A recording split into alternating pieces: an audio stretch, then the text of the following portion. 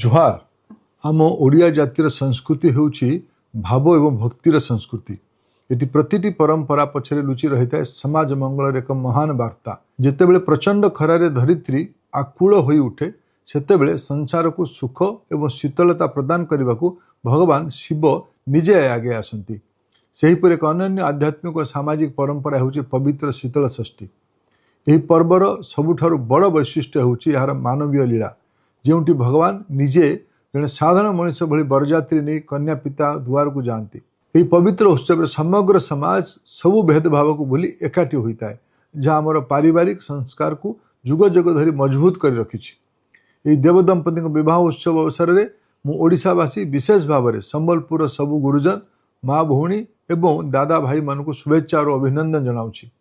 बंधुगण, शीतल षष्ठी केवल एक पर्व नुहे, यह आम ओडिया संस्कृतिर अनन्य गरिमा एवं भावमयी परिचय। यह आध्यात्मिकता, धर्मधारा और लोक संस्कृतिर विरल समारोह। ये उत्सव जड़े साधारण मनीष भगवान को ऊपर निजर अधिकार जाहिर करे। स्वयं भगवान मध्य भक्तर गुहारी शुणी तार सुख दुखरे निजको सामिल करती। थाल उठा, पतर पेंडी, गुआगुणा, देव निमंत्रण, देव विवाह एवं नगर परिक्रमा भली प्रत्येकटी पारंपरिक रीतिनीति यही पर्व को सारा विश्व एक स्वतंत्र स्थान देछि।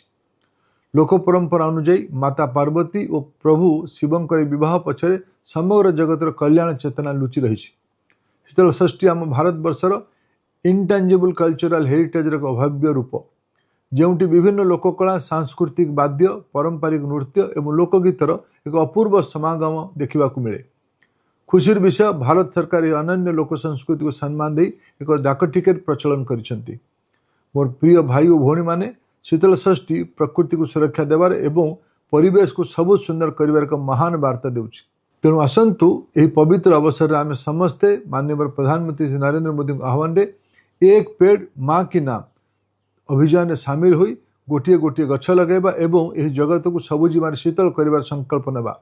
यह सहित विकसित संबलपुर, विकसित ओडिशा एवं विकसित भारत गठन पाई आम समस्ते मिलित प्रयास करिबा। केवल एतिकी नुहे, आम समस्ते सामूहिक भाव शीतल षष्ठी यात्रार सांस्कृतिक भव्यता को आहरी आग को नेबा एवं यार जगत कल्याण वार्ता को विश्व दरबार पहुँचेबा निरंतर प्रयास करिबा। युवा समाज मध्य शीतल षष्ठी को भल रील्स करी सारा विश्व में ओडिशा तथा संबलपुर सांस्कृतिक आध्यात्मिक विभाग को परिचित करांतु। महादेव और माता पार्वती अपार कृपा आशीर्वाद आपण परिवार उपर सदा सर्वदा रही था। समस्त जीवन सुख, शांति और समृद्धि रे भरी जाओ, यह ही मोर प्रार्थना। आपण समस्त को पुणी थे शीतल षष्ठी हार्दिक शुभकामना। ओम नमः शिवाय। नमस्कार।